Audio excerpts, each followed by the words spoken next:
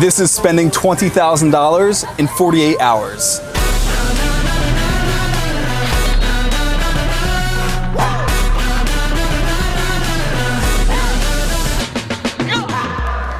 We've gotten to do some pretty crazy things on this channel, and today's video is no exception.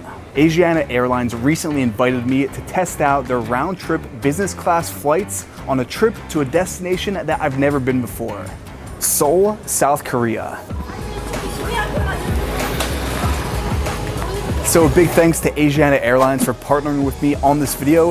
If you're new here, make sure to subscribe for more luxury content. And with that, let's go to South Korea.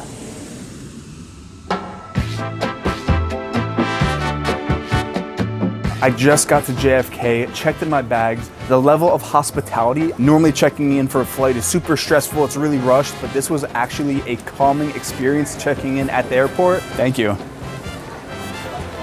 That's our plane right there. I've never been on a double-decker plane, so I'm excited to see what the seats look like and get this trip going. So this is going to be a comprehensive review of Asiana Airlines business class flight from New York City to Seoul, South Korea.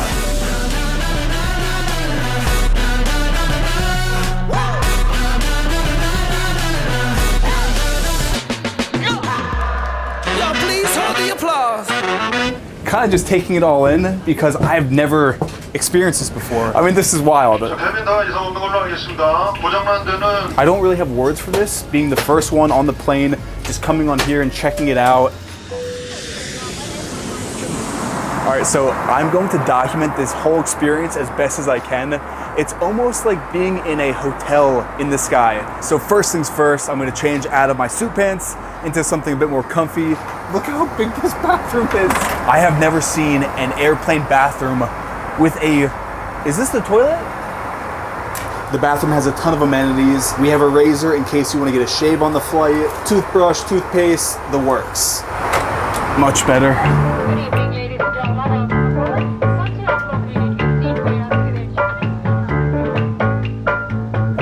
I was just given the business class menu and the wine list.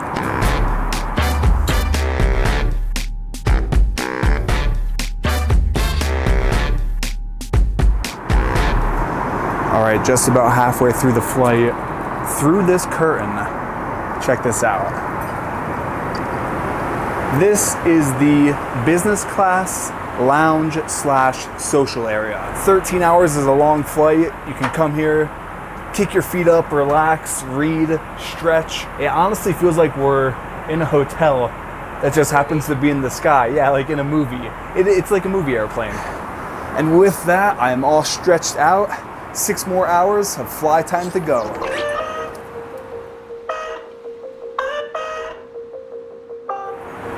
A very quick 6 hours later, slept like a baby, time to change again.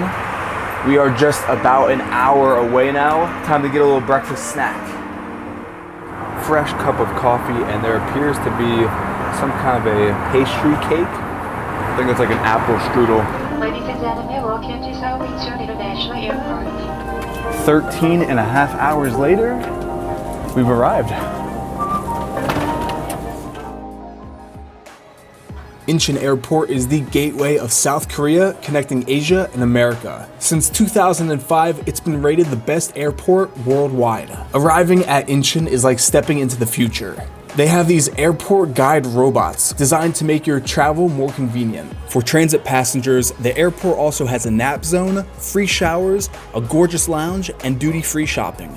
You can even brush up on your Korean history with a cultural experience. Or say you have a long 12-hour layover. You can take one of their many free transit tours offered by the airport to nearby temples or the market and truly get a sense of the culture even if you're just passing through. The next half of this video is a Seoul travel guide. The top things to do if you only have 48 hours to make the most of your time in one of the most unique cities in the East. Now, number 1 on my list is to stay in a traditional Korean style inn. So just made it from the airport to the hotel. If you're looking for that traditional Korean style, yet you want to have all the modern luxuries and amenities of a newer hotel, this is the spot. Here's a tour of our Korean suite that we're staying in for the night. Entering here, the front door, and of course, shoes off. This is the living room. Have a nice TV, a couch, traditional Korean furniture. I love how the ceiling is rafted. You can see the beams of the structure. And here is the traditional sitting room. Look at that painting on the wall, little welcome platter with some cookies and fruit, welcome drinks. Over this way is the mini bar with espresso maker. Then head on over here to the bedroom. Check this out. To have a massage chair, I'm not just talking like a little one. This is a full-blown, full body, foot, leg, butt, back. What does it feel like? That's scary. Here's another view of the bed, a little desk here with a vanity, closet. Across the hallway, here is the bathroom, complete with a traditional soaking tub with the water spoon over here to wash yourself off. The toilets in Korea just put America to shame. This toilet has more features than most people's smartphones. This is pure Korean luxury. We're gonna kick back, relax. It's been a long day of travel. Tomorrow, we explore. We're pretty deep in the market and everyone is trying to sell you their stuff. There's tons of food lined up. Everyone's trying to say, you know, come to my place, come to my place. Next up on my list is to explore Myeongdong and Namdaemun markets. The market is also accessible from Incheon Airport via the free transit tour. Namdaemun Market is a large traditional market here in Seoul. The market is located next to the Great South Gate, which was the main southern gate to the old city. It is the oldest and largest market in Korea. And they say that if you can't find it here in the market down one of the many hidden streets, then it probably doesn't exist at all. And as we found out, this is actually fact. I have never seen so much stuff stacked on top of each other, and everyone has their own little stand, and they're right next to each other. Vitamins, there's skincare, there's lotion, there's bubble gum, all just kind of randomly assorted. Myeongdong Street is a bustling shopping area packed with international fashion brands, luxury department stores, and homegrown cosmetic shops. That's right, that's Snail. The number one thing to do here is try out all of the street food.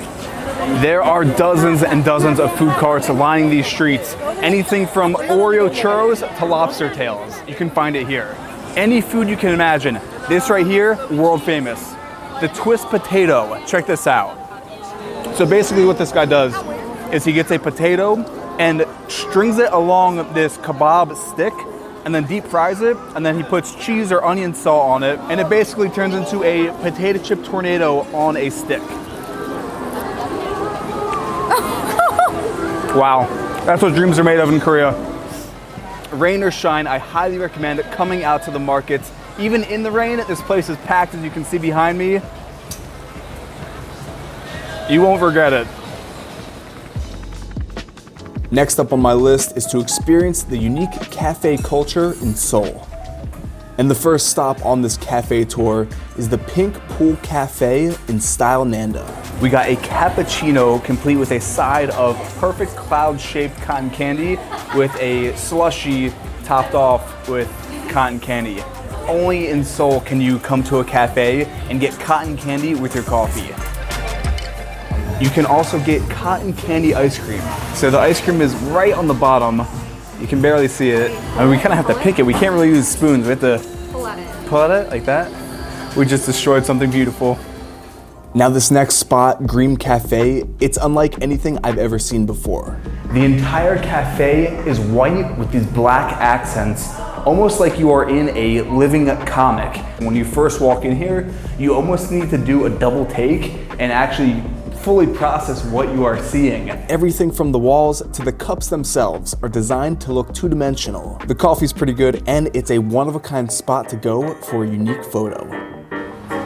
We have no idea what to expect. We're heading up to the dog cafe.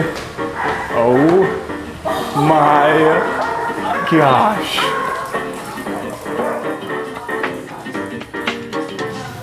This is amazing. This is paradise. You basically walk into this cafe and there's 15 or so dogs. Everyone is playing nice together.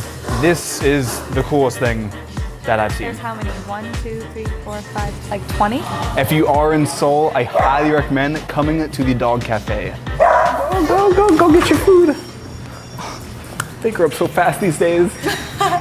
And of course, what trip to Seoul would not be complete without stopping into a cat cafe? This is a cat cafe, which also has meerkats. I've never seen a meerkat before, but as you can see, there are dozens of cats in this cafe. I'm not gonna lie, I'm afraid of cats. They even have a Dr. Evil Austin Powers cat. This is the downstairs of Cat Cafe.